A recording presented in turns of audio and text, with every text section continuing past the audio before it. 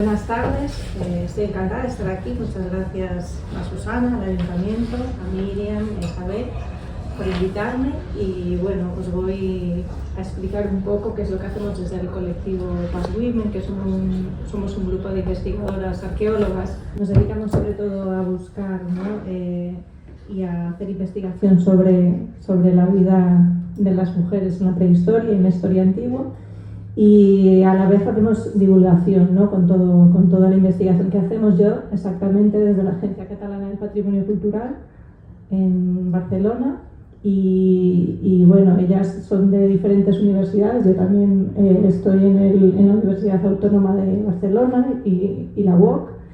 Y bueno, os voy a explicar un poco, voy a hacer una introducción de cómo la arqueología feminista trabaja para buscar estos discursos y la historia de las mujeres, y después os voy a explicar un poco cómo encontramos esas mujeres o sus discursos representados en los museos de arqueología y cómo podemos hacer para poder visibilizar la historia y explicarla desde muchos puntos de vista, ¿no? Las humanidades son un instrumento muy potente de transformación social para poder cambiar la historia, ¿no?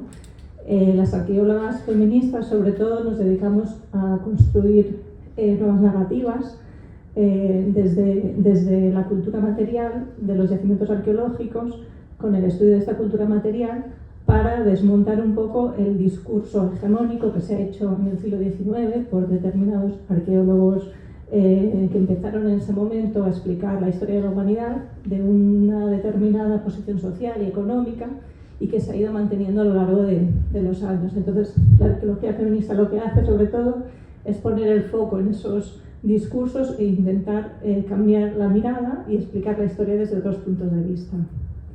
¿Por qué es necesaria esta arqueología feminista? Pues porque las mujeres y las niñas necesitamos tener referentes y vernos en la historia, ¿no? Y por ejemplo, cuando entramos en un museo arqueológico es muy difícil encontrarnos y vernos representadas, porque las mujeres están excluidas de los discursos históricos muchas veces, o cuando salen y están representadas pues desde un estereotipo, ¿no? Entonces las estrategias que se han utilizado para explicar la historia de las mujeres o simplemente no aparecemos, o si no se nos explica desde puntos de vista estereotipados, que eso ya lo iremos viendo a medida que avancemos en la charla.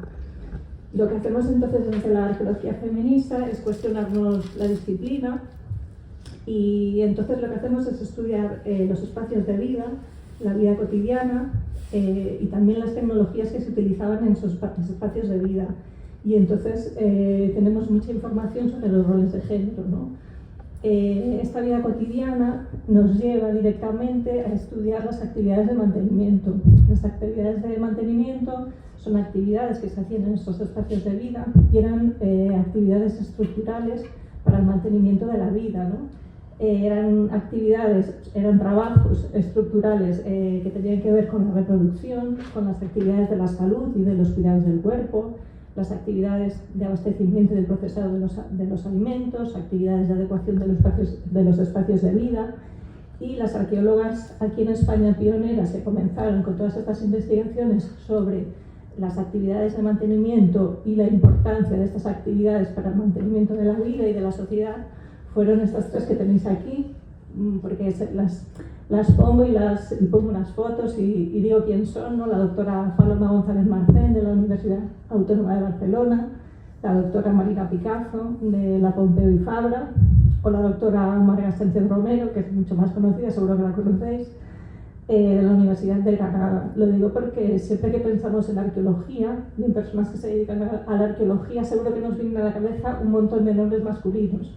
Pues yo las reivindico aquí para que podáis decir que también conocéis arqueólogas importantes que trabajan para reflejar y para buscar esta vida de las mujeres de la prehistoria y también de la historia antigua.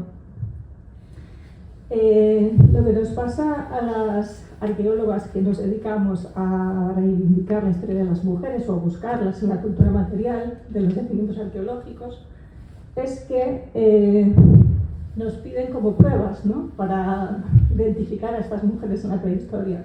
Si Si encontramos alguna tumba masculina de cualquier época de la prehistoria, nadie se cuestiona de que sea una tumba masculina, pero si de repente alguien dice que era una mujer la que estaba enterrada aquí, te preguntan cómo lo sabes, ¿no? Bueno, pues la parte positiva es que desde hace unos años la arqueología, para explorar el pasado, utiliza un montón de estudios paleoantropológicos que estudian los huesos, también estudios del ADN, de las proteínas dentales. Ya cada vez hay muchas más técnicas para poder saber, por ejemplo, en una necrópolis, en cualquier tumba que se excave, si los restos que había allí son de un hombre, son de una mujer, son de un niño, una niña.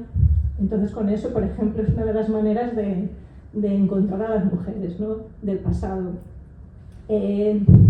Tenéis aquí otra fotografía de Marga Sánchez Romero, porque ella acaba de publicar este libro, no sé si os suena, no sé si fue en octubre del año pasado, y creo que ya va por la tercera o cuarta edición. Y aquí, por ejemplo, en este libro tenéis un montón de ejemplos que rompen estos estereotipos relacionados con la prehistoria y con la historia de los roles de género, de dónde estaban las mujeres, cómo nos las han explicado y cómo las hemos encontrado, ¿no? Y después también hay otra manera de explorar el pasado, que es fijándonos en el arte rupestre. El arte rupestre de la cuenca del Mediterráneo de hace unos 12.000 años, más o menos, inicios del Neolítico, cuando las sociedades comenzaban a cultivar la tierra, a hacer ganadería, ¿no? Pues en esta época hay un montón de pinturas donde hay un montón de imágenes que nos enseñan a estas mujeres haciendo diferentes trabajos. Seguramente cuando pensamos en arte rupestre también nos vienen a la cabeza escenas de caza, escenas de guerras, ¿no? Pero veréis, ahora os enseñaré que hay otras escenas que igual no conocemos, en donde podemos ver a un montón de mujeres haciendo un montón de trabajos. De estudios paleoantropológicos os voy a poner un par de ejemplos solo para que veáis un poco qué es lo que nos han contado y qué es lo que después hemos podido averiguar, ¿no? Como por ejemplo esta tumba que veis aquí, que es la Dama de Baza, supongo que la conocéis, que está en el Museo Arqueológico Nacional en Madrid. Aquí tenéis una fotografía de la vitrina, de cómo se encontró la tumba con todas estas armas que veis aquí. Es una tumba del siglo IV a.C., del mundo íbero, y esta tumba se encontró en los años 80, se musealizó y se dio por hecho que era la tumba de un guerrero íbero, porque como en el ajuar de esta tumba había un montón de armas, ¿no? Veis aquí toda la panoplia guerrera, todo este ajuar tan rico con estas cerámicas tan decoradas, ¿no? Pues se dio por hecho que la tumba era de un hombre famoso, sí, o sea, importante, ¿no? de castas importantes, y que esta escultura que acompañaba la tumba pues era una diosa que lo protegía. Como siempre, las mujeres, diosas, madres, ¿no? Estos estereotipos. Pues en el 2009, me parece que fue, entre 2005 y 2009, se hizo un estudio de los huesos que se encontraron en esta tumba, que estaban muy deshechos, pero se pudo analizar estos huesos y, bueno, pues aquí se dieron cuenta que los huesos eran de una mujer de unos 20 años, pues que en ese momento estaba pues al mando de unas castas íberas del momento, era una mujer importante, y por eso la gente que enterró a esta mujer le puso este ajuar tan rico. Entonces, aquí tenéis, ¿no? Pues por ejemplo, cómo se rompe este estereotipo de tumba con armas, tumba de hombre, ¿no? De guerrero. Y entonces ahora, por ejemplo, esta escultura que tenéis aquí pues se interpreta ya pues o como un retrato de la difunta o como una parte más del ajuar tan rico, pero no deja de ser como la diosa protectora, ¿no? Aquí tenéis otro ejemplo, que son los amantes de Módena, no sé si los conocéis. Esta tumba es una tumba encontrada en una necrópolis del siglo VI, más o menos, en el centro de Italia, y está musealizada en el Museo Cívico de Módena, en esta vitrina que veis aquí. Y se interpretó, bueno, se llama Los amantes de Módena, ¿no? Y con esto pues se hizo todo un sistema de souvenirs y de actividades siempre, ¿no? Relacionadas con el amor romántico, el hombre y la mujer, que están aquí con los brazos entrelazados, ¿no? Enterrados juntos y tal, ¿no? Pues en el 2020 la Universidad de Bolonia hizo un estudio analizando las proteínas dentales que se encuentran en los dientes de los esqueletos, y lo que pasó fue que lo que se encontraron era que era una tumba de 2 hombres, ¿no? Entonces, pues ya este estereotipo del amor romántico pues se fue un poco, todos los souvenirs al almacén. Y bueno, y se puede interpretar, pues sí, como una pareja de homosexuales o como una pareja de hermanos, de amigos o como 2 guerreros caídos en batalla y que están enterrados pues los 2 juntos, ¿no? Esto es un poco, con todos estos estudios que os estoy explicando, ¿no? que son bastante recientes, ¿no? del siglo XXI casi todos, pues se puede buscar, ¿no? Todas estas, se pueden romper todos estos estereotipos. La otra forma que os decía, para buscar a las mujeres de la prehistoria, es el arte rupestre. Aquí tenéis también a una arqueóloga feminista de la Universidad de Almería, Trinidad Escoriza Pateo, que ya en el 2002 publicó este trabajo, que es un resumen de su tesis doctoral, que la representación del cuerpo femenino, en el que estudia unos 100 yacimientos arqueológicos de arte rupestre de la cuenca del Mediterráneo. Y aquí pues nos va explicando todas las actividades que encontró ella que estaban haciendo las mujeres. Aquí os pongo una imagen para que veáis algunos ejemplos. Aquí a mi izquierda tenéis un grupo de mujeres que están haciendo trabajos de agricultura, ¿no? Plantando semillas, recolectando, llevando, la del medio está llevando como los cereales en unas cestas. Después tenéis una imagen de una mujer embarazada, ¿no? También tenéis encima de la mujer embarazada una que está pariendo, otra mujer que está con otra figura más pequeña, ¿no? Se supone que es una actividad de cuidado, ¿no? de otra persona. Después también arriba de todo veis una escena de caza donde también aparece una mujer, ¿no? Y aquí pues podemos ver que a principios del Neolítico, que están datadas estas pinturas rupestres, pues como los roles de género, pues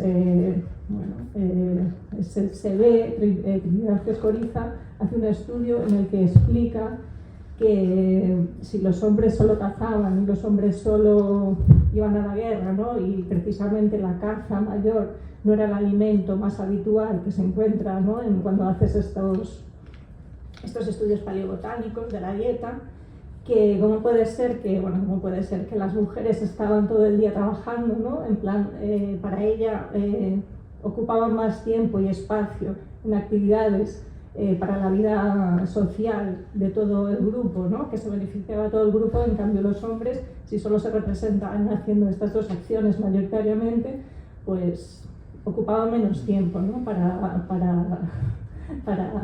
abastecer al grupo con sus actividades. Y para ella precisamente este es un momento que ella piensa que es el comienzo del patriarcado, ¿no? De las desigualdades sociales, ¿no? Porque hay un grupo, un colectivo, las mujeres que trabajan más tiempo y hacen más esfuerzo, ¿no? Para la vida en comunidad que el colectivo masculino, ¿no? Es una de las teorías, ¿no? del comienzo de las desigualdades sociales. Ahora os voy a poner un poco en contexto de por qué, ¿no? Por qué la arqueología feminista se dedica, ¿no? A buscar la vida de las mujeres, a explicarla y a poder romper con estos estereotipos que se han ido repitiendo, porque hay un marco legislativo que nos pide que hagamos todo esto, ¿no? Que la Ley Orgánica del 2004 de Medidas de Protección Integral contra la Violencia de Género y la Ley de 2007 para la igualdad efectiva de mujeres y hombres, y también la legislación de cada comunidad autónoma relacionada con la igualdad efectiva de mujeres y hombres, lo que nos dice es que tenemos que aplicar la coeducación en las instituciones educativas, ¿no? Y que hay que explicar la historia de las mujeres y intentar romper todos los estereotipos que se han explicado, y sobre todo si hay materiales educativos sexistas en estos centros educativos, pues hay que cambiarlos, ¿no? Y el patrimonio, los museos, también son instituciones educativas, porque uno de los objetivos más importantes que tiene el museo es la educación patrimonial, ¿no? Es hacer educación con los contenidos que quiere divulgar. Entonces, no es porque lo diga yo, ni porque lo digan ellas, ni porque lo diga nadie, es que hay una legislación que nos pide que hagamos todo esto, ¿no? Para luchar contra la violencia machista. La perspectiva feminista en museos y patrimonios, ¿qué es? ¿De qué se trata? Pues os he puesto aquí algunas ideas, ¿no? Que se trata de equilibrar la presencia de los hombres, las mujeres y otras realidades de las que no se ha hablado en los discursos, ¿no? Que sean adecuadas a los avances de investigación y a las sensibilidades contemporáneas. Buscar la equidad a la hora de recoger las fuentes del relato del museo y del patrimonio, representar la pluralidad de la sociedad, hacer visibles las acciones de las mujeres y de otros grupos, incorporando las diferentes maneras de hacer y dándole la importancia que se merece, ¿no? Repensar los museos con perspectiva feminista es reconvertirlos en espacios más inclusivos, con más voces, con más puntos de vista, lugares de contacto e intercambio, museos más democráticos. Lo que vemos en los museos es que normalmente nos explican un único punto de vista, el único punto de vista heredado de de cuando empieza la ciencia arqueológica en el siglo XIX, que os decía antes, y que se ha ido repitiendo a lo largo de los años, ¿no? Entonces, hemos ido repitiendo estos estereotipos y los hemos ido aprendiendo de una determinada manera. Y lo que se trata es de repensar los museos y el patrimonio desde otros puntos de vista, hacernos otras preguntas diferentes. ¿Cómo se trabaja la perspectiva feminista? Pues se trabaja con una metodología que se llama coeducación patrimonial, que aplica la perspectiva feminista sobre todo en la representación museográfica de museos y patrimonio, en los lenguajes museográficos y en las prácticas relacionales. Los ámbitos de acción de esta metodología son los conocimientos de referencia, lo que os decía, ¿no? Revisar los discursos, los temas, los relatos, la museografía y los materiales para poder revisarlos y poder renovarlos. El lenguaje, ¿no? También pensar en la discriminación lingüística en el discurso, en los espacios expositivos y los materiales, las vitrinas, cómo se dirige el museo a nosotros, en masculino genérico, utilizando la palabra hombre o la palabra mujer, depende del contexto. Y después hay otro ámbito de acción muy importante, que es el ámbito relacional, que es trabajar la ocupación y el uso del espacio, el lenguaje, entre las personas que visitan los museos y las educadoras de los museos o las guías que hacen las visitas y las actividades educativas. ¿Por qué? Pues porque cuando entras en un museo y ves que no solo hay un punto de vista que te explica, es muy importante que desde el ámbito relacional las personas que son las encargadas de hacer esta mediación con el público que lo visita, pues puedan ofrecer todas estas alternativas, ¿no? Y que se puedan explicar pues, otros puntos de vista, otras historias que no se habían tenido en cuenta en el momento en que se diseñaron esas salas del museo. Nos vamos a adentrar ya en el museo arqueológico y vamos a hacer un recorrido de los lenguajes museográficos que podemos visualizar cuando entramos en las salas, ¿no? Yo me voy a centrar sobre todo en la prehistoria antigua, en el paleolítico, en el neolítico, en las primeras sociedades ágrafas, cuando todavía no había escritura, ¿no? Cuando las sociedades eran cazadoras, recolectoras y sedentarias, y poco a poco se fueron haciendo sedentarias, ganaderas, practicando la agricultura.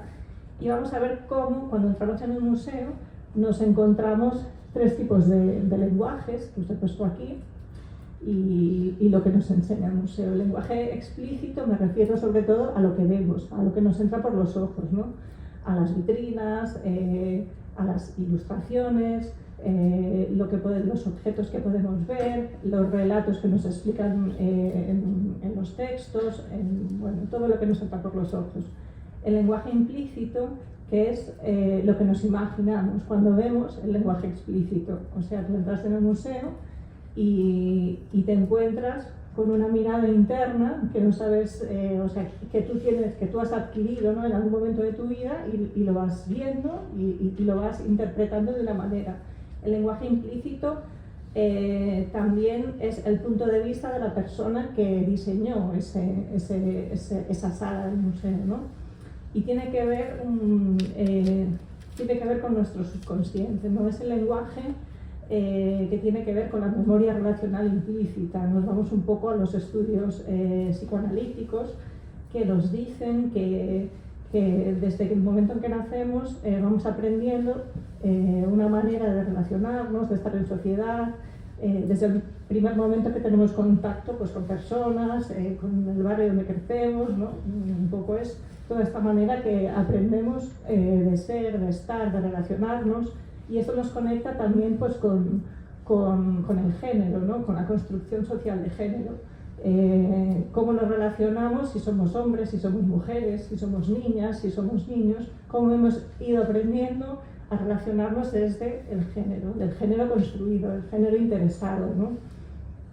Y después está el lenguaje escrito, que es el que os decía antes, que tiene que ver con el masculino genérico, la palabra hombre como universal, muchas veces no la encontramos, o el lenguaje inclusivo, ¿no? Son las tres maneras de escribir, ¿no? Que nos podemos encontrar en las cartelas, en los textos, en las vitrinas.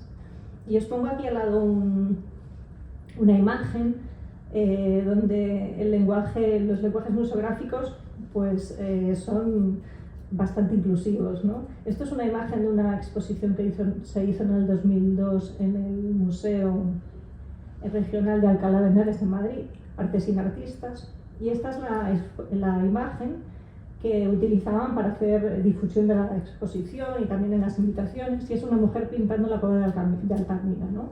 Una mujer con una criatura y también acompañada de otra criatura mayor que está iluminando la sala. Pues esta imagen fue súper polémica en el momento que se hizo la exposición, y también hoy en día, cuando la sigues enseñando muchas veces, lo primero que te pregunta mucha gente es: ¿y tú por qué sabes que una mujer pintó Altamira?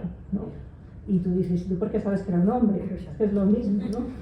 Pero siempre hay, ¿no?, como estas preguntas de que si se supone o se pone que es una mujer la que pintó Altamira, es como: ah, ¿y por qué lo sabes? ¿No? Esto tiene que ver con el lenguaje implícito, ¿no? Esto que os decía, ¿no? Cuando entramos en las salas de la prehistoria, lo primero que nos encontramos normalmente es el origen de la humanidad, ¿no? Y aquí tenéis algunos ejemplos de cómo se nos presenta generalmente ese origen de la humanidad. Tenéis una imagen donde podéis ver origen de los neandertales, con los hombres, con las lanzas, el texto también está masculino genérico. Esto es una imagen del Museo de la Evolución de Burgos.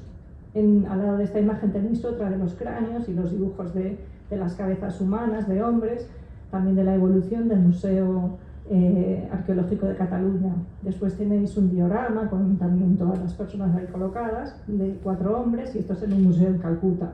Y después tenéis otra donde podéis ver también un Homo sapiens, un Homo neandertal, cazador, otro con la lanza, ¿no? También en el Museo de la Evolución Humana. Entonces aquí veis el lenguaje implícito, el lenguaje explícito, en el que siempre vemos pues, que hay hombres, ¿no? En los comienzos de la humanidad, y después las actividades que hacían, o las actividades importantes, se ponen siempre en la caza, ¿no? en las armas.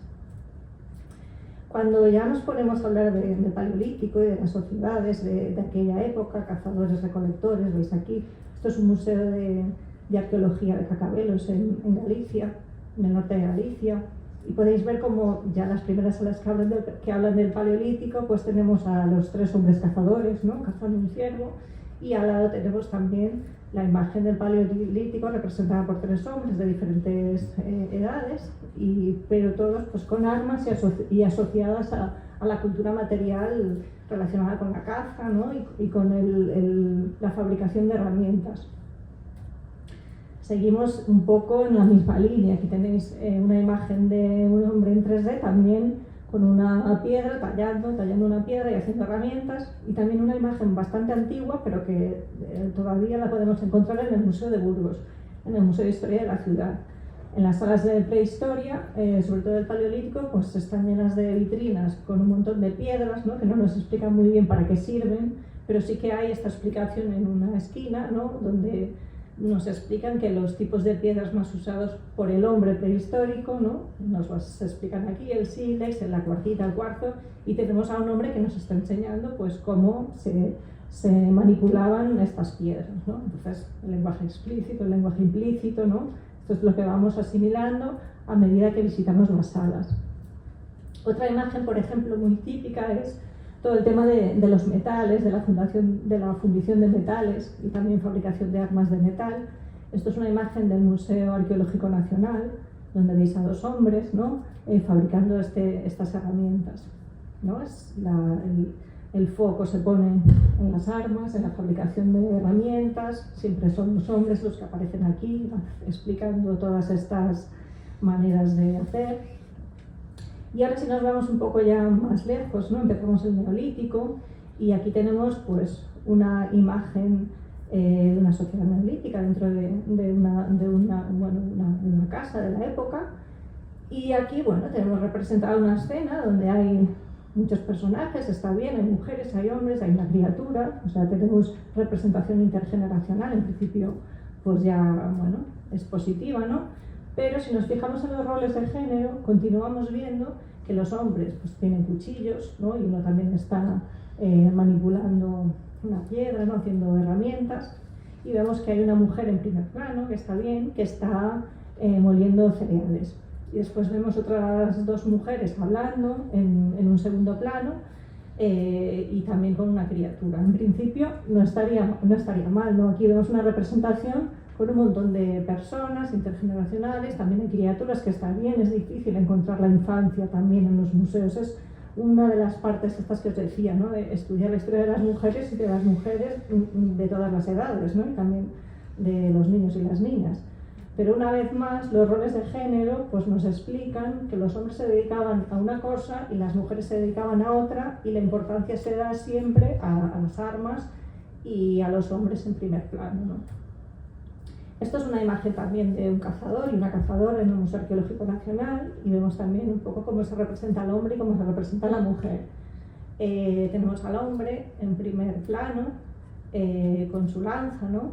Cuerpo de Anone, y tenemos detrás a la mujer de espaldas, tímida, mirando así un poco, pero tampoco se atreve mucho, pero el que tiene todo el protagonismo es él, ¿no? Aquí tenemos otra imagen también parecida. Esto es un yacimiento arqueológico en la Patagonia, donde bueno, se habla de los primeros habitantes de esta zona de Chile, y vemos cómo aparece un hombre con su lanza, pues viendo todo el territorio, ¿no? que tiene delante, ¿no? Explorando, ¿no? Explorador del territorio, pero es un hombre. ¿Cómo se representan también el hombre y la mujer en esta época? Pues vemos la familia tradicional, ¿no? El hombre, la mujer y la criatura, ¿no? Aquí tenemos una imagen del Museo de las Minas de Gavà, de las minas neolíticas de Gavà en Cataluña, y vemos a la mujer y al hombre y la mujer con la criatura. Después tenemos otra imagen también de la primera edad del hierro en Galicia, que es esta que tenéis aquí, el hombre con el escudo, la lanza, y la mujer pues con la criatura de la mano, ¿no? Las familias en la prehistoria eran así: hombre, mujer, criatura. Ya está, de aquí no salimos. ¿Cómo se representa a la mujer? Pues aquí tenemos otros ejemplos. Tenemos aquí una vitrina donde veis un pico asturiaciense, que es esta piedra que tenéis aquí, y que acompaña a una mujer que está utilizando este pico. Entonces está muy bien, porque tenemos una mujer que está utilizando una herramienta de piedra que se utilizaba, pues en este caso es un contexto de Galicia, del Atlántico, de las Rías Baixas, en el Museo de Bueu, que se utilizaba pues para mariscar. Está quitando mejillones de una roca, ¿no? Está rascando la roca para poder obtener los mejillones. En principio todo bien, tenemos una mujer con una herramienta de piedra, ¿no? Haciendo un trabajo que normalmente se pone en el mundo masculino, pero si conocéis Galicia y conocéis el Atlántico y conocéis en donde los mejillones crecen en las rocas, pues a ver, el mar de Galicia es un mar frío. Cuando te encuentras con rocas llenas de mejillones y los quieres quitar, te pinchas, te haces daño, ¿no? Pero bueno, esta mujer está desnuda porque, no sé, sí, queda mejor y bueno, es así. No tenían vestidos en la prehistoria, ¿no? Iban desnudos. Y también siempre era verano, ¿no? Y hacía calor. Esto es también muy típico, encontrar siempre imágenes, ¿no? Con buen tiempo. Y al lado tenéis una imagen también del Neolítico del Museo Arqueológico Nacional en Madrid también, donde vemos dos figuras en primer plano que no sabemos si son hombres o mujeres, pueden ser una figura masculina y una figura femenina, pero están de espaldas. Y si nos fijamos cómo están representadas las figuras femeninas, pues vemos una bueno, no sé, en mi izquierda, que veis que está una mujer hilando, pero esta mujer también está mirando como atrás, no se le ve la cara, ¿sabes? No está definida, ¿no? Y después, detrás de ella, vemos a otra mujer que está ordenando una cabra. Y después detrás vemos un grupo de hombres que están preparando pues la tierra para poder cultivar. Entonces, yo aquí siempre, bueno, lo que me pregunto, qué pasa en esta imagen y en muchas otras imágenes, es que las mujeres siempre estaban trabajando solas, ¿no? Siempre aparecen muchas veces ellas solas, ¿no? Haciendo sus cosas, y en cambio ellos aparecen en grupo, ¿no? Relacionándose, y bueno, son cosas que llaman la atención un poco. Aquí lo mismo, ¿no? Nos encontramos cuando hablamos de los tejidos, de los talleres y de los telares y cómo se utilizaban las herramientas para tejer, las ponemos en las manos de las mujeres, porque sí que hay restos en los huesos que nos indican que los huesos femeninos, ¿no? Nos indican que hacían estos trabajos, pero vemos a las mujeres de espaldas, ¿no? Aquí tenéis una del Museo Arqueológico Nacional de espalda, no se le da importancia que sea una mujer. Y después veis a otra también que está pues dibujada, pero vamos, que casi no se le ve el rostro. Y después tenemos a las mujeres estereotipadas, ¿no? Las mujeres objeto, aquí colocadas, ¿no? Que son, bueno, cuerpos que no son reales, porque sobre todo esta que tenéis aquí arriba es una ilustración muy polémica, que sale en todas las presentaciones de todo el mundo que habla de estos temas. Que es una mujer que está del Museo Arqueológico Nacional, aquí tenéis la vitrina, que está moliendo cereales, ¿no? Con un molino de piedra, y bueno, está dibujada con este cuerpo estereotipado, y además está en una posición que no es real, porque si nos fijamos en la etnografía, que hay un montón de grupos culturales que todavía muelen los cereales de esta manera, vemos que esta no es la postura correcta, ¿no? Que normalmente el culo no está levantado, ¿no? Bueno, que la posición es diferente, ¿no? Pero la persona que ilustró esta vitrina, pues le pareció que estaba bien así, ¿no? Esto que os decíamos que os decía del lenguaje implícito, ¿no? Que es lo que interpretamos, ¿no? Cómo lo interpretamos. Y después nos vamos pues al hombre como universal, ¿no? Como el creador del mundo mundial, ¿no? Y normalmente, cuando entramos también en salas de la prehistoria, cuando hablamos de arte rupestre, del paleolítico o de principios del neolítico, pues nos encontramos cosas como esta, ¿no? Aquí tenéis un diorama del Museo Arqueológico de Cataluña, donde vemos a un hombre que está pintando la cueva de Altamira, que aquí nadie preguntaría que por qué lo está haciendo un hombre, ¿no? Y si nos vamos al texto que acompaña al hombre pintando Altamira, pues vemos que nos habla de los primeros artistas, está en catalán pero se entiende, y después en el texto ya nos habla directamente de los hombres prehistóricos que tenían un gran oficio y conocimiento del arte rupestre, ¿no?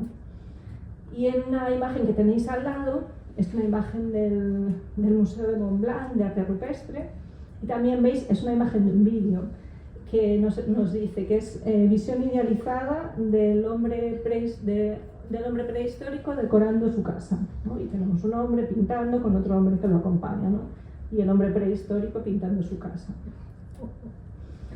En el lenguaje escrito nos pasa mucho esto, ¿eh? Esto es el Museo de Altamira, que es un museo que no es muy antiguo, la verdad, es del 2011, pero que en los paneles que nos encontramos en Altamira, en casi todos, en muchísimos, nos encontramos con que nos explica la prehistoria siempre desde este punto de vista del hombre, ¿no? Y veis aquí, pues, es que lo encontramos en no sé cuántas veces, pero muchas, ¿no?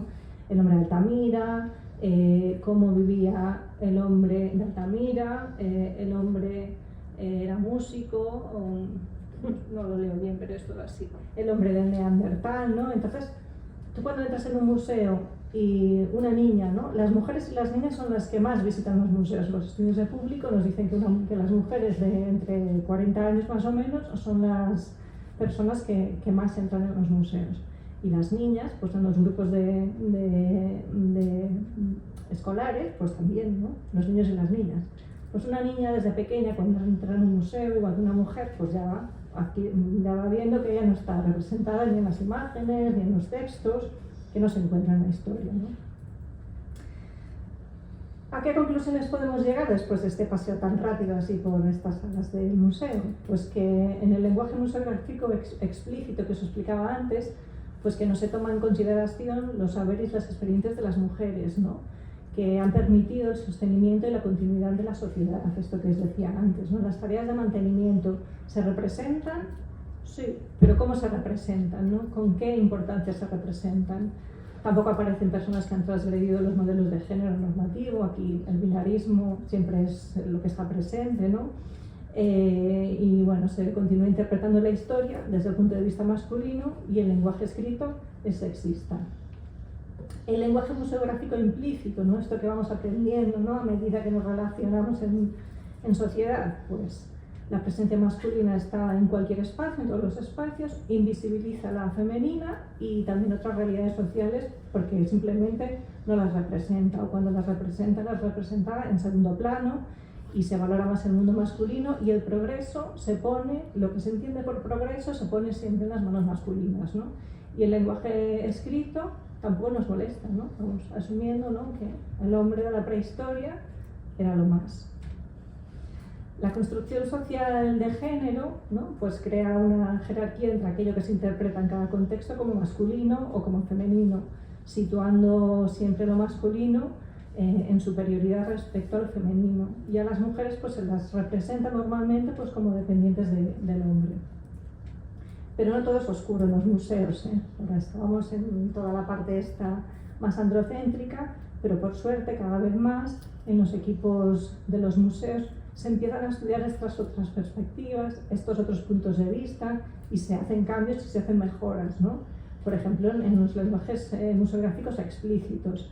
Aquí veis el origen de la humanidad, pues como he puesto aquí en lenguaje inclusivo, o sea, aquí podéis ver hombres y mujeres representando pues las especies del origen de la humanidad. Estos son imágenes del Museo de San Isidro de Madrid, y veis que en cada panel, aquí son dos ejemplos, pero siempre hay una figura masculina y una figura femenina.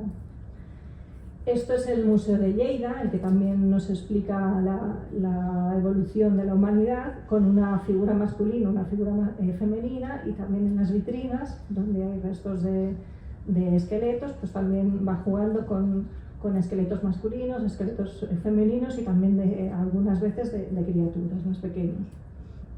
Esto es la entrada al Museo de Almería, donde hay también un origen de la humanidad inclusivo, ¿no?, con hombres, mujeres, criaturas. Y aquí tenéis Altamira, que no todo es oscuro en Altamira, y esta es la sala del Paleolítico cuando entramos, que también representa los orígenes de la humanidad, y son unos paneles que han puesto en el medio de la sala también inclusivos, ¿no? En Altamira, desde hace pocos años hay una mujer directora, Pilar Fatás, que intenta hacer todo este cambio de mirada, y bueno, poco a poco lo van haciendo. Lo que es muy difícil en un museo es de repente cambiar una sala entera, ¿no?, porque es muy costoso. Y aquí, como veis, pues ya podemos encontrar, por ejemplo, en los habilis, aquí una mujer con una criatura, aquí tenemos también un hombre y una mujer. Lo mismo en el Homo neandertal, tenemos al hombre y a la mujer, también en Sapiens, hombre y mujer, y esto nos lo encontramos en estos paneles tan grandes luminosos en el medio de la sala, ¿no? Entonces contrarresta un poco a todo lo que os he enseñado antes. Esto es el Museo de Pontevedra, son las salas también de la prehistoria.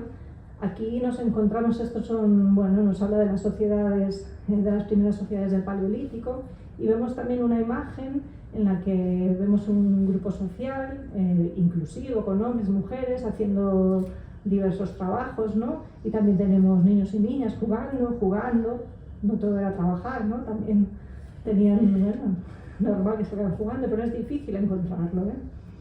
Y podéis decir, sí, bueno, vale, aquí hay hombres, mujeres y niños y niñas, pero tenemos a un hombre en primer plano, ¿no? Tenemos a un hombre en primer plano, raspando un palo, ¿no?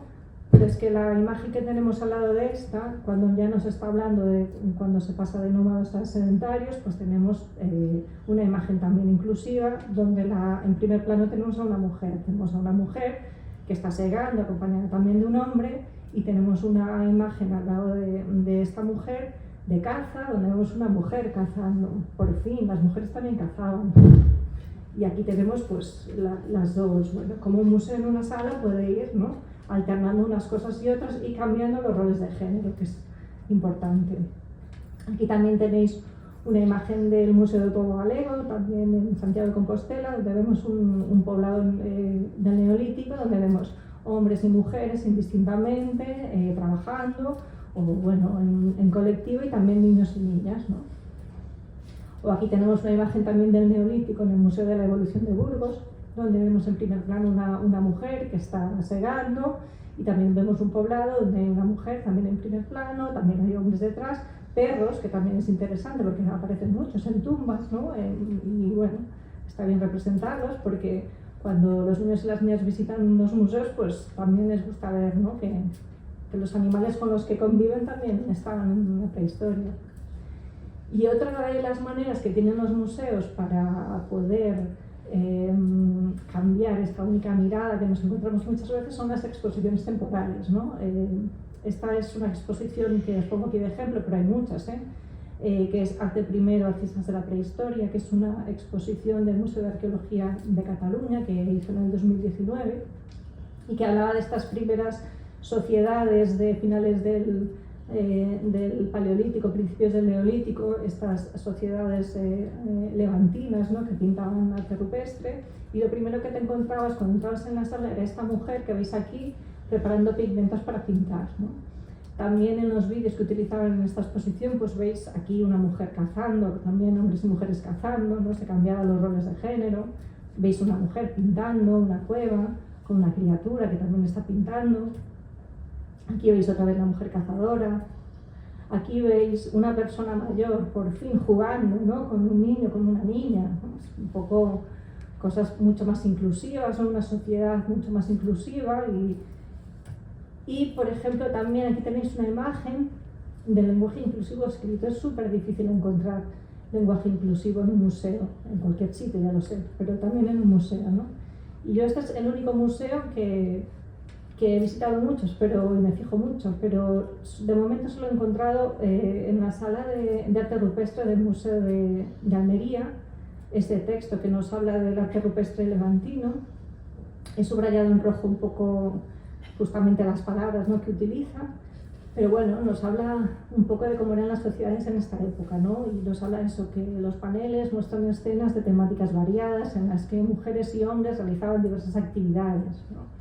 También nos dice que destacan las escenas de violencia, lucha y muerte entre grupos de individuos masculinos, así como las que muestran actividades de carácter ceremonial. Las figuras humanas se identifican con elementos reconocibles, los hombres con pene, arcos y flechas, y las mujeres con senos y faldas. Y después, importante, interesante, que nos dice que las actividades económicas indican una mayor y más variada participación de las mujeres en las labores de producción y mantenimiento de la vida comunitaria. Los hombres, con una intervención menor, son representados principalmente en actividades de caza y guerra. Y después, al final, hace una conclusión interesante y dice: todo ello sugiere un desequilibrio en el reparto de los trabajos, cuyo desempeño recae sobre las mujeres, en la mayoría de las ocasiones, situación característica de una sociedad patriarcal. Esto es lo que os decía antes del arte rupestre, ¿no? Seguramente este texto es de la arqueóloga que os explicaba antes, de Trinidad Escoriza, ¿no?, porque estas son las teorías que ella, en su tesis doctoral, pone de relevancia, y es de Almería. Entonces, yo me imagino que la Universidad de Almería pues tuvo que ver en toda la musealización de estas salas de arte rupestre. ¿Cómo podemos aplicar la mirada feminista en los lenguajes museográficos, ¿no? ¿Cómo encontramos esta igualdad, o cómo podemos integrar la igualdad real y efectiva? Pues lo que se debería hacer es visibilizar y analizar las situaciones de desigualdad histórica, cultural, social, entre hombres y mujeres y otras realidades, repensarlas, ¿no? y cambiar desde donde nos situamos. Los conocimientos que se tienen que trabajar tienen que ser diseñados en función de los intereses y de perspectivas de otros grupos que no se han tenido en cuenta. Cambiar las preguntas. Es tan fácil como preguntarnos otras cosas diferentes de las que nos hemos preguntado hasta ahora, ¿no? Explicar otras maneras de vivir lejos de la narrativa androcéntrica neoliberal, poniendo los trabajos de mantenimiento, la vida de las personas en el centro del relato. Esto es lo que os decía antes. Si las actividades de mantenimiento eran tan importantes para el sostenimiento de la vida, ¿no? Para el sostenimiento de los vínculos, de la vida en comunidad, de la vida social, de la vida cultural, ¿por qué no las ponemos en el centro del relato, ¿no? ¿Por qué no explicamos la historia o la prehistoria desde este punto de vista? El otro punto que os decía que la coeducación patrimonial trabajaba para poder aplicar la perspectiva feminista en los museos era todo el tema del ámbito relacional, ¿no? De las educadoras que hacen las actividades educativas, las visitas con el público que visita los museos. Durante la mediación entre las personas que visitan los museos, las educadoras, los niños y las niñas, se reproducen estereotipos de género que hemos aprendido en esta memoria implícita que os hablaba antes y que vamos repitiendo a lo largo de nuestra vida y es difícil de cambiarlo si no nos damos cuenta. Entonces, aquí lo que se necesita es una formación en perspectiva de género intensa en coeducación y reflexionar sobre cómo nos relacionamos con las personas que visitan los museos, tomar conciencia de los estereotipos que vamos repitiendo y después para poder cambiarlos, ¿no? Y poder hacer una mediación mucho más inclusiva y democrática, ¿no? Dentro de las actividades educativas. Entonces, aquí lo primero que tenemos que hacer es repensar o hacernos un montón de preguntas, ¿no? Porque tenemos que tener presente la diversidad social, todo el tipo de personas que entran a un museo a hacer una actividad, ¿no?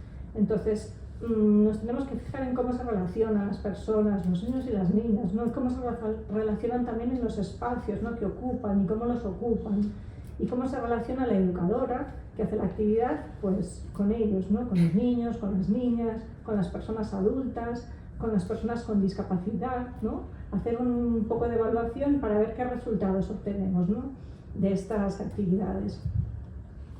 Los estereotipos de género que más se repiten, os los voy a explicar así rápidamente. Esto viene de un trabajo de investigación que yo hice que trabajo en ello, ¿no? Que también fue mi tesis doctoral, pero lo sigo aplicando en el trabajo diario de educación patrimonial en la Agencia Catalana de Patrimonio Cultural.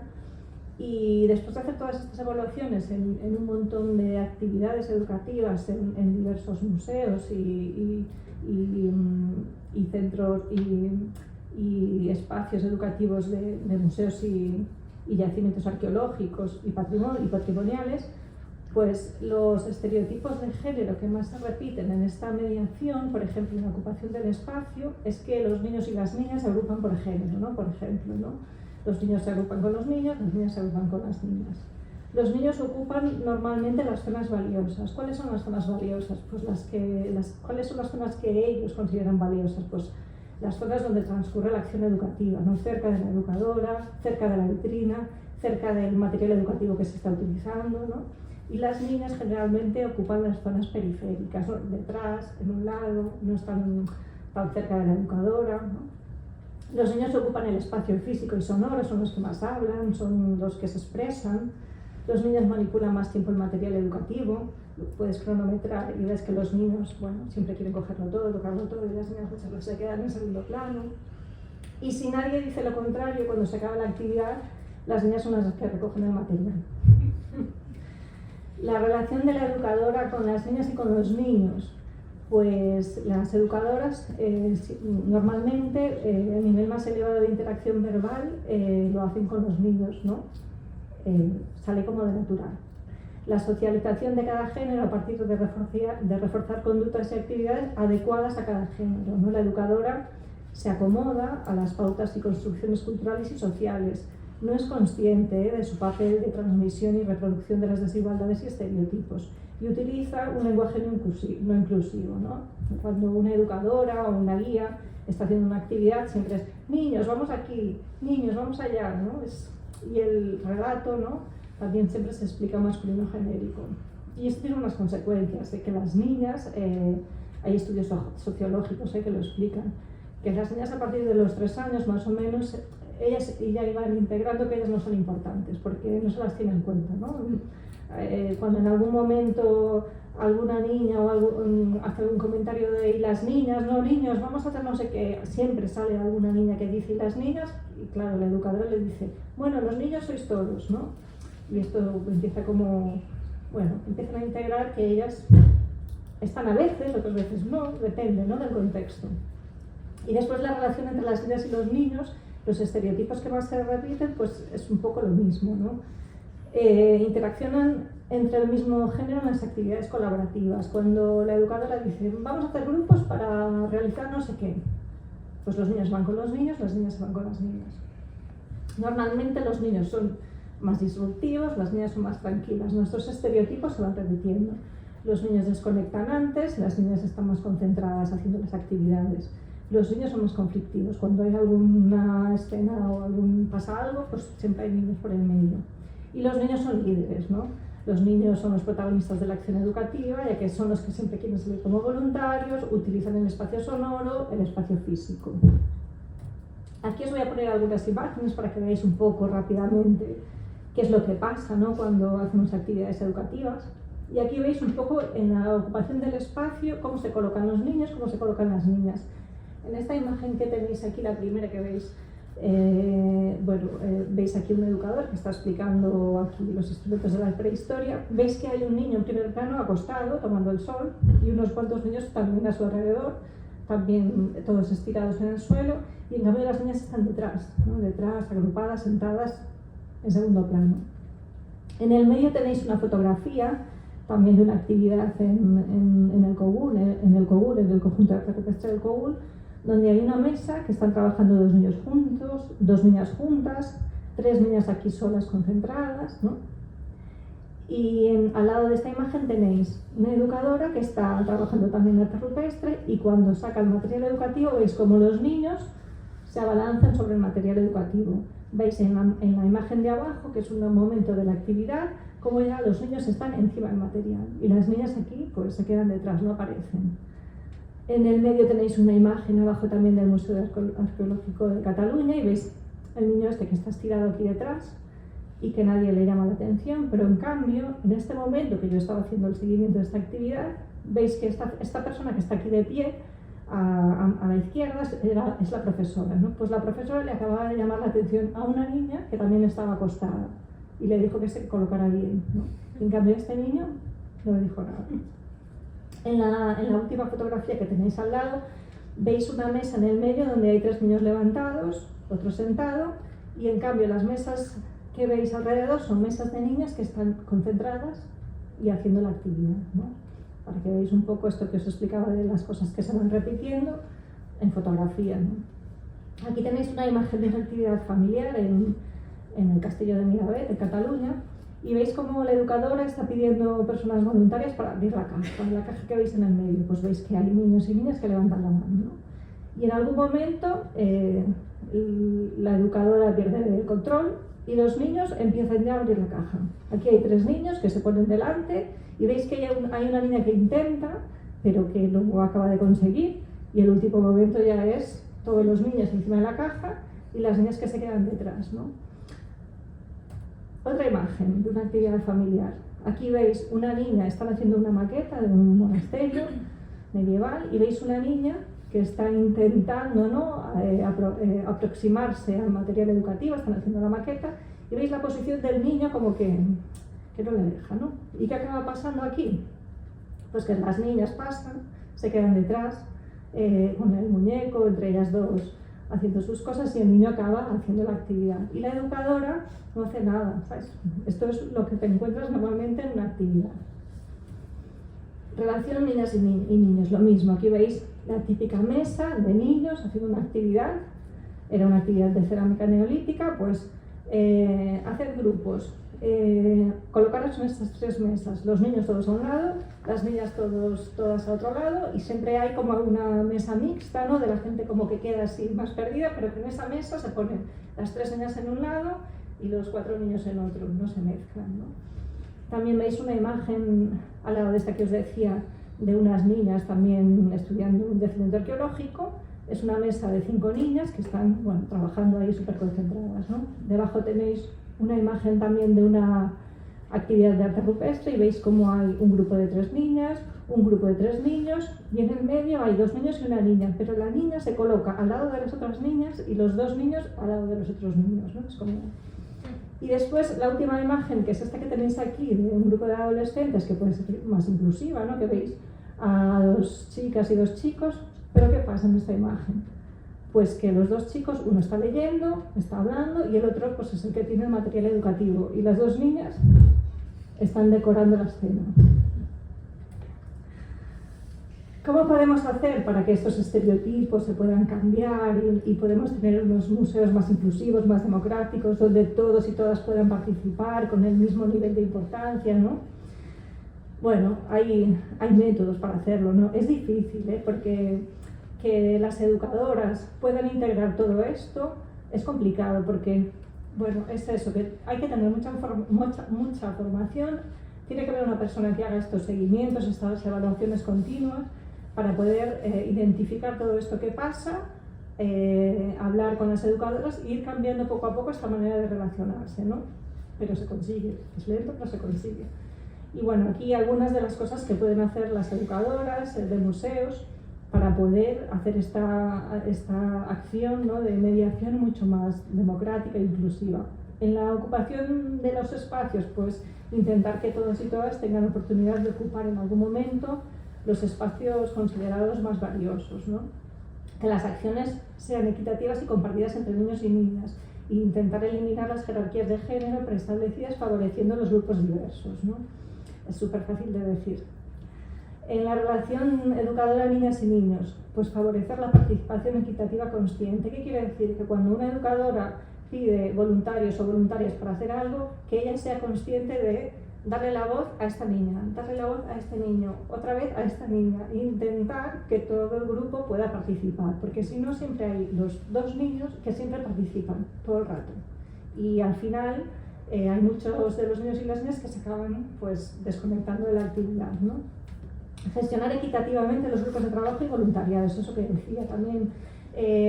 Vamos a hacer 2 grupos o 3 grupos para hacer esta actividad. Pues que sean las propias educadoras las que hagan los grupos conscientemente, intentando mezclar niños y niñas, ¿no? Mezclando todo, porque si no, los amiguitos se ponen con los amiguitos, las amiguitas con las amiguitas y se deja de interactuar, ¿no? Entre todos y todas. Muy importante dirigirse por el nombre de los niños y las niñas. Cuando tú te diriges a un niño por su nombre o a una niña, los niños y las niñas se sienten como empoderados, empoderadas, ¿no? Porque, bueno, les estás dando la palabra directamente por su nombre y es importante para ellos y para ellas, porque muchas veces cuando tú no sabes los nombres y te aprendes alguno y lo dices mal, no les gusta nada. Cuando tú dices, Martín, no sé qué, no sé cuándo, vale, tal, no sé qué, y al Martín le vuelves a decir alguna cosa y le llamas Víctor, es como, yo no me llamo Víctor, ¿no? Y esto también es como, y cuando hay una niña que habla poco o que está en un segundo término y tú le das la palabra llamándola por su nombre, pues también es como que de repente se siente importante y, ¿no? y interactúa, ¿no? En el equipo, en el grupo y contigo, ¿no? Por eso usar el lenguaje inclusivo también es muy importante, ¿no? Porque los tienes en cuenta a ellos y a ellas. Y después, pues esto de deconstruir discursos y actitudes androcéntricas, fomentando los principios de la comunidad no violenta. Intentar deconstruir los estereotipos que van saliendo en la mediación, porque, por ejemplo, en este caso que hablamos de prehistoria, pues claro, salen muchísimos estereotipos, ¿no? Pues las mujeres en las cuevas, los hombres cazando, ¿no? Pues intentar crear un diálogo enriquecedor para poder hablar de los roles de género desde otras perspectivas y enseñar, ¿no? O poder hablar de que las cosas se dan de otras maneras, ¿no? Que, bueno. Y de la relación entre niñas y niños, pues nada, que en el trabajo cooperativo, lo que decía antes, ¿no? Favorecer grupos mixtos, intergeneracionales e interculturales conscientemente. Las educadoras tienen que ser conscientes de poder ir haciendo estos grupos mixtos, ¿no? Y romper las jerarquías de género preestablecidas siempre que se detecten, ¿no? Y estas son algunas de las pistas, ¿no?, que se pueden ir haciendo poco a poco para poder hacer toda esta mediación mucho más inclusiva y mucho más democrática. Para acabar con este tema de la perspectiva feminista en museos. La perspectiva feminista y la coeducación patrimonial trabaja una cultura de paz que transforma la realidad inmediata de niñas y de niños, ¿no?, porque crea referentes y otros modelos más igualitarios de relacionarse entre ellos y ellas. Es una alternativa de acción porque trasciende la crítica, ¿no?, que siempre estamos, ¿no?, con la crítica de que las cosas se pueden hacer de muchas maneras, pero va a la acción, ¿no?, y esta acción puede mejorar la vida de las personas, especialmente de mujeres y niñas, haciendo consciente su posición en el mundo, ¿no?, creando referentes para ellas, también para ellos, pero para ellas es muy importante, ¿no? Reflexiona sobre las desigualdades y la justicia social y es una alternativa para construir ciudadanías más libres desde la infancia. Es una práctica educativa feminista transformadora que toma conciencia de las desigualdades, genera autoconsciencia crítica y aporta ideas e instrumentos para iniciar procesos de cambio colectivos e individuales. Y para acabar, os quería presentar el grupo Past Women, donde estamos aquí un montón de investigadoras trabajando en educación, en museos y patrimonio, pero también buscando, ¿no?, e investigando sobre la historia, la prehistoria de las mujeres. No sé si tengo acceso a la página web, voy a probar, porque así os enseño directamente. Sí. Así, mira. Os enseño la página web directamente. Bueno, Past Women es un colectivo de unas 30 investigadoras de diferentes universidades y museos y patrimonio.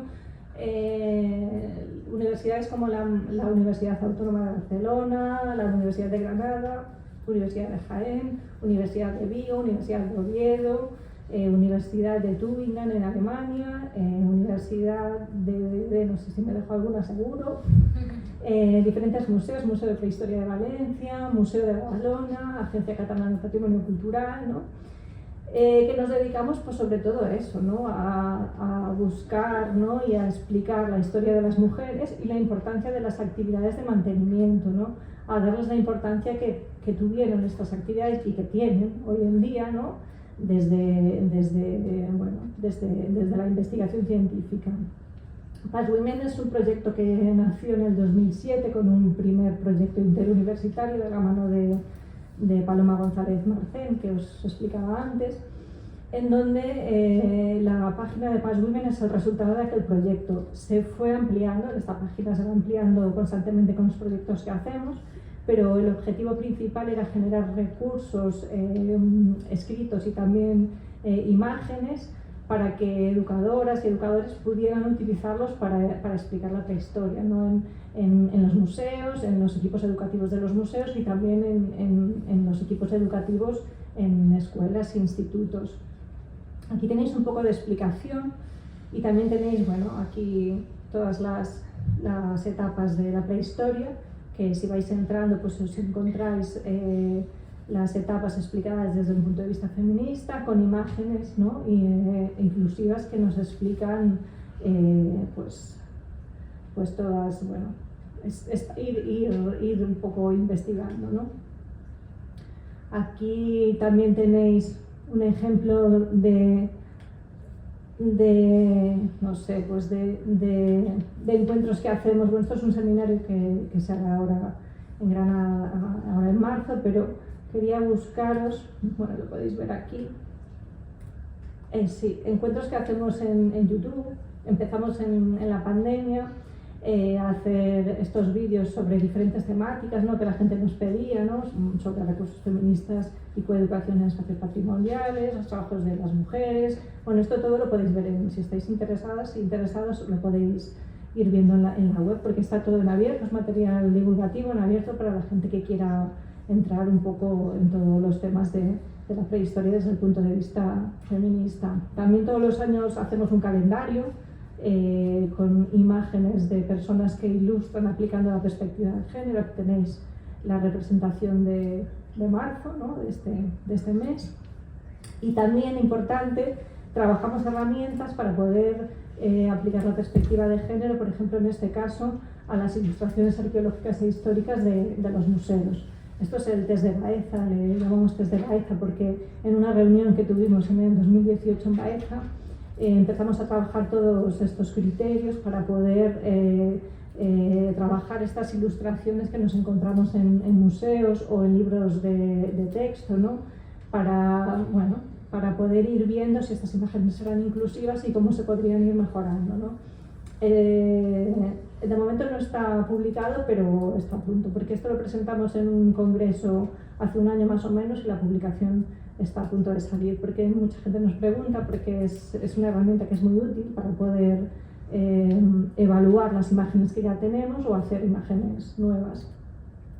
Esto es, voy a volver a la página, no sé si puedo, a la página. Sí, a la página web porque os quería presentar recursos, parece que está aquí. Una exposición virtual que estuvimos elaborando aquí, otras miradas al pasado, que estuvimos haciendo los contenidos justamente en la pandemia y que la presentamos el año pasado en el Museo Arqueológico Nacional, que es una exposición virtual donde se puede aprender, ¿no?, desde otra mirada, desde el punto de vista de las mujeres. Os voy a poner el vídeo que dura nada, 1 minuto y medio, de la presentación de la exposición. La exposición Past Women, Otras miradas al pasado, tiene como objetivo visibilizar a las mujeres del pasado a través de la investigación que tanto en arqueología como historia se vincula al estudio de la cultura material de las mujeres. Esta exposición online nace de la voluntad de más de 15 investigadoras que, con un trabajo colaborativo, han estado estudiando a las mujeres del pasado en los últimos años. Aborda cronológicamente desde las primeras sociedades cazadoras-recolectoras hasta el mundo romano. Está dividida en 6 ámbitos donde, desde una investigación arqueológica rigurosa, se abordan temas tan importantes como la socialización, el ciclo de la vida de las mujeres, las tecnologías cotidianas, los espacios vividos o incluso la muerte. Tenemos también un ámbito en el que se proporcionan herramientas para trabajar esta exposición desde diferentes intereses, ya sean educativos, sociales o culturales. Presentamos a las mujeres del pasado sin sesgos androcéntricos o patriarcales que durante tanto tiempo han dejado a las mujeres fuera de la historia. Situar a las mujeres del pasado en la historia, poder conocer sus actividades cotidianas, ha de ser el camino para acabar con la discriminación en el presente. Creemos firmemente que el estudio del pasado debe servir para transformar y mejorar la vida de las mujeres del presente. Bueno, esta es la presentación de la exposición. Aquí tenéis los ámbitos de estudio que trata, ¿no? Otras miradas al pasado, las mujeres y el curso de la vida, tecnologías cotidianas, espacios de muerte, espacios vividos, toda una vida cuidando. Y si entráis a cada uno de estos ámbitos, pues aquí tenéis otros subámbitos, por ejemplo, yo te cuido, tú me cuidas, al calor del hogar, maestras de la vida y de la muerte. Y si entramos en cada subámbito, pues tenemos recursos, ¿no? Diferentes recursos. A ver. Y también vídeos cortos sobre, llenas de vida, sobre todas esta historia de las mujeres. Y bueno, os recomiendo que entréis, ¿no? Porque la verdad que está muy bien. Y en la página web pues tenéis un poco todos los trabajos que vamos haciendo, los vamos compartiendo aquí. Y para acabar, bueno, yo no sé cómo tengo que volver, pero ya está. Estoy en el final. Os quería enseñar una imagen del grupo Past Women. Aquí justamente, justamente estamos en el Museo Arqueológico Nacional el año pasado presentando esta exposición virtual que os decía. Lo siento que justo me acabo de perder. Aquí. A ver si la puedo poner bien. Aparece completa. Aquí tenéis, el grupo que os decía, en el Museo Arqueológico Nacional, Past Women, aquí la imagen. Y nada, Solo me gustaría acabar diciendo que a ver si a partir de ahora la visión de la prehistoria os cambia un poquito, ¿no? O nos cambia un poquito, y podemos decir que las sociedades del pasado eran sociedades cazadoras, recolectoras, agricultoras, ganaderas y también cuidadoras. Gracias.